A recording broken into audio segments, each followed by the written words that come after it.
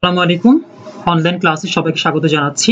আমি প্রকৌশলী S A Hasan Rajan, assistant professor, department of computer science and ICT, Khulna public college. আজ আমরা শিক্ষা ও দৈনন্দিন জীবনে ইন্টারনেটের ব্যবহার সম্পর্কে জানার চেষ্টা করব। আমরা সবাই জানি যে আজকে আমাদের দৈনন্দিন জীবনের সাথে ইন্টারনেট কিন্তু ওতপ্রোতভাবে জড়িত। আমাদের জীবনের এমন কোনো ক্ষেত্র নেই যেখানে আসলে আমরা এখন ইন্টারনেট ব্যবহার করি না। তো এই যে ইন্টারনেট, যদিও আমাদের কাছে এই ইন্টারনেট মানেই হচ্ছে সোশ্যাল নেটওয়ার্কগুলা, ফেসবুক বলি, টুইটার বলি, এই ধরনের জিনিসগুলা, কিন্তু বাস্তবিক অর্থে ইন্টারনেট বলতে আমরা যা বুঝি সেটা হচ্ছে ইন্টারকানেক্টেড নেটওয়ার্ক। অর্থাৎ যখন অনেকগুলো নেটওয়ার্ক একটা আরেকটার সাথে সংযুক্ত হয় এবং এই সংযুক্তিটা একেবারে বিশ্বব্যাপী বিস্তৃত হয়, তাকে আমরা কিন্তু বলি ইন্টারনেট। দ্যাট ইজ, আমরা ইন্টারনেটকে বলতে পারি internationally connected network of networks, that is interconnected network. তো এই যে নেটওয়ার্কগুলা, এই নেটওয়ার্কটার সাথে আমাদের জীবনটা যেমন সংশ্লিষ্ট, এজন্যই কিন্তু বলছিলাম যে একটা সময় কিন্তু আমরা প্রশ্ন করতাম যে আমাদের জীবনের কোন কোন ক্ষেত্র আছে যেখানে আসলে ইন্টারনেট ব্যবহার করতে পারি। বাট এখন এই একবিংশ শতাব্দীতে দাঁড়িয়ে আমাদেরকে উল্টো প্রশ্ন করতে হয়, আমাদের দৈনন্দিন জীবনের এমন কোন ক্ষেত্রটা আসলে আছে যেখানে ইন্টারনেটের ব্যবহারটা নেই।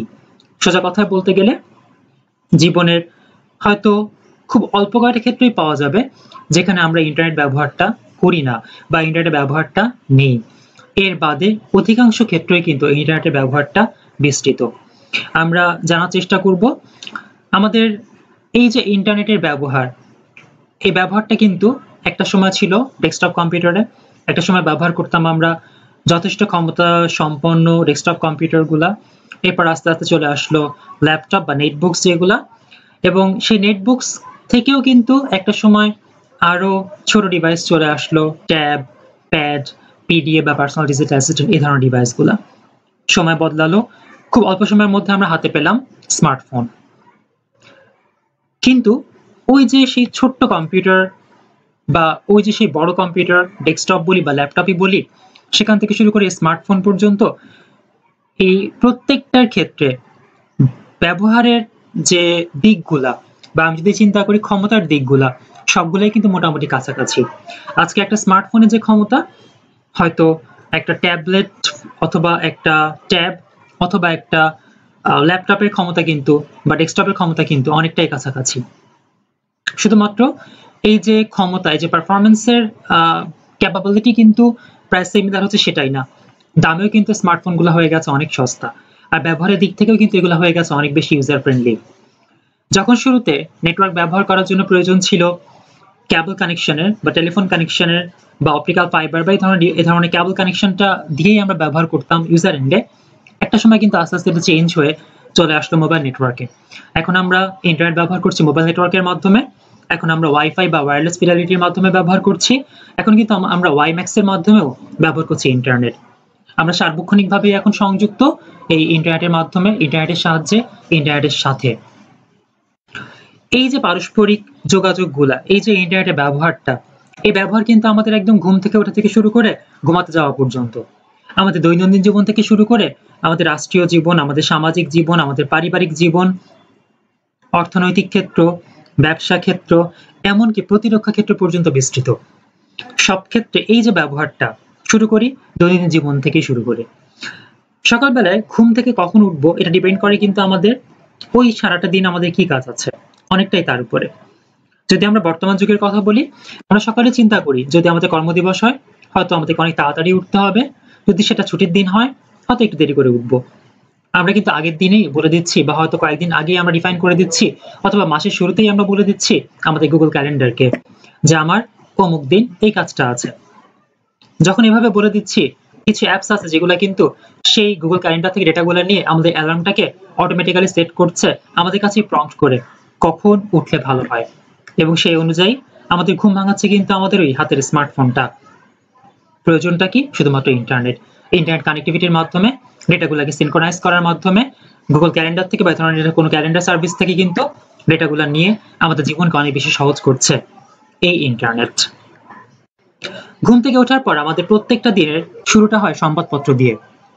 হকারের পথ চেয়ে বসে থাকি আমরা, সংবাদপত্র আসবে, চায়ের কাপে চুমুক দিতে দিতে আমরা দেখবো সংবাদপত্রের শিরোনামগুলো। দিন বদলে গেছে।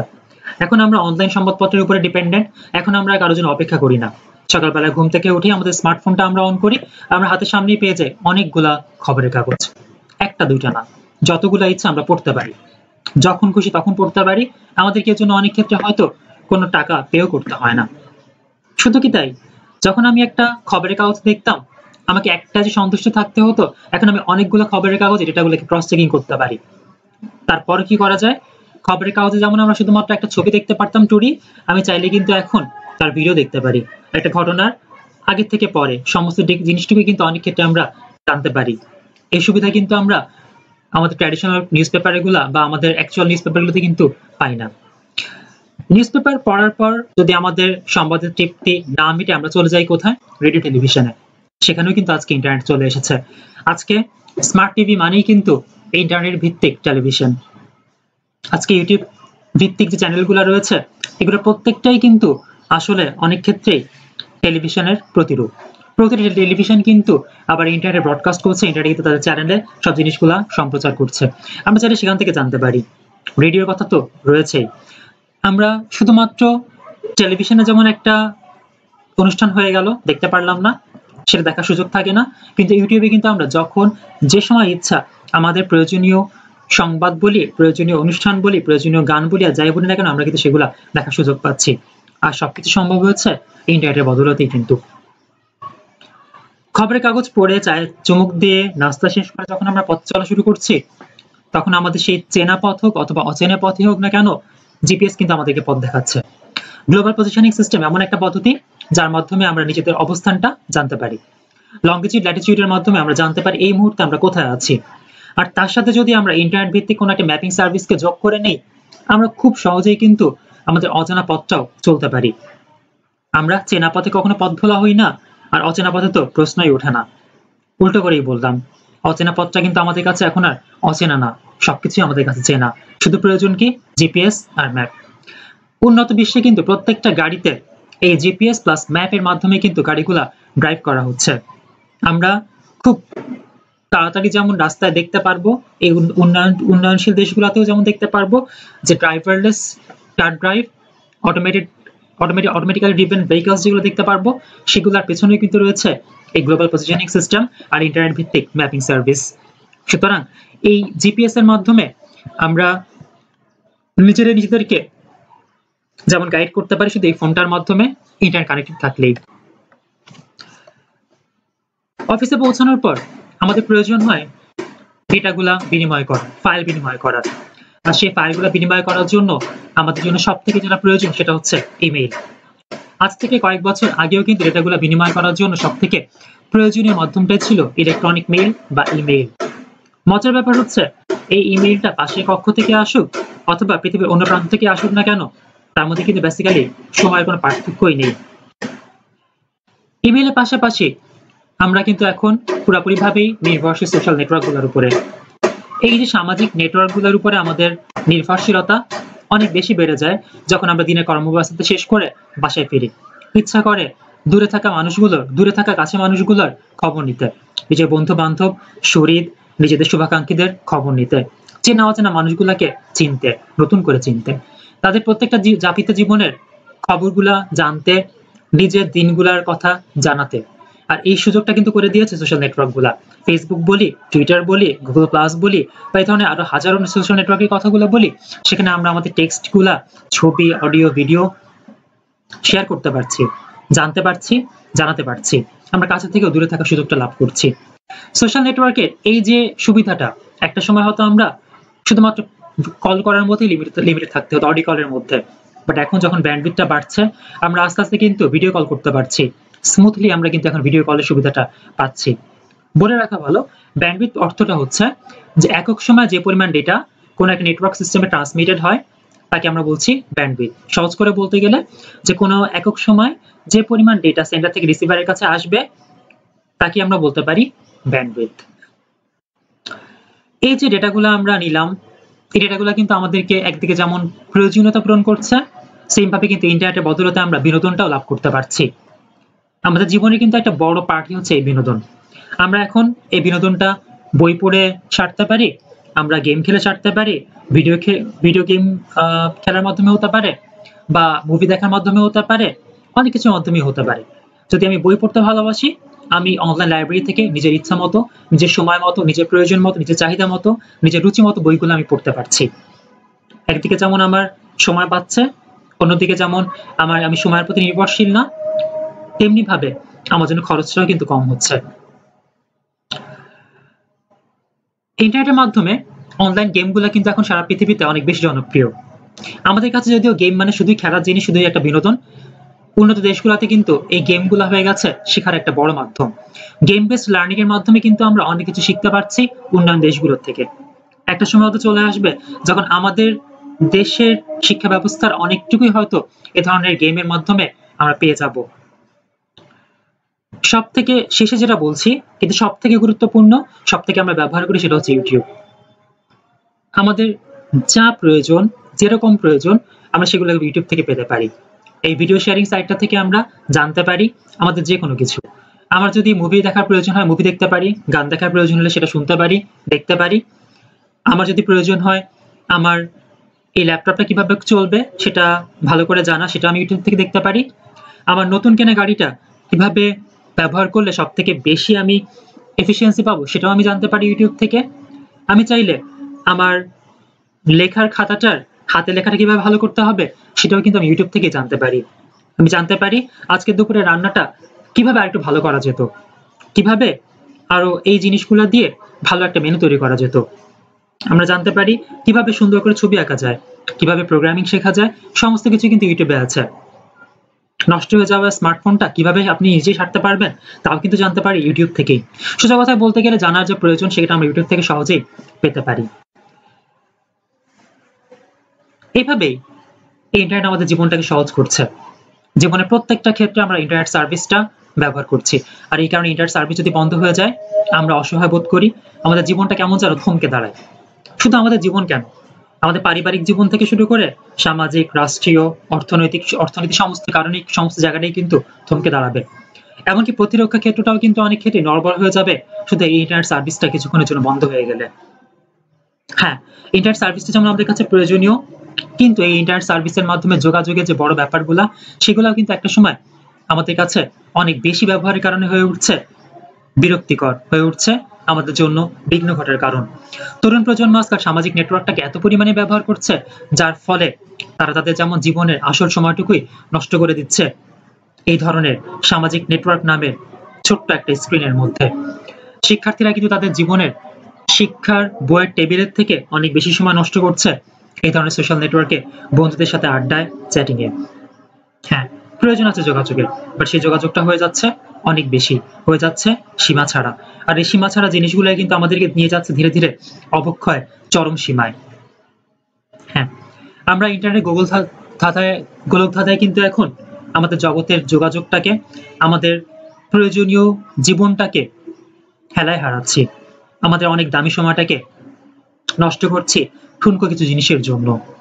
আজকে আমাদের কাছে বিনোদন মানে শুধু ইউটিউব হয়ে গেছে, অথচ আমরা ভুলে গেছি আমাদের বাস্তব জীবনেও আমাদের পরিবারের মানুষগুলাকে নিয়ে, বাবা মা ভাই বোনকে নিয়ে বিনোদন করার, বিনোদনের সময় কাটানোর, গল্প করার, পুরানো স্মৃতি রোমন্থনের সেই সুন্দর সময়গুলা আমরা ভুলে যাচ্ছি।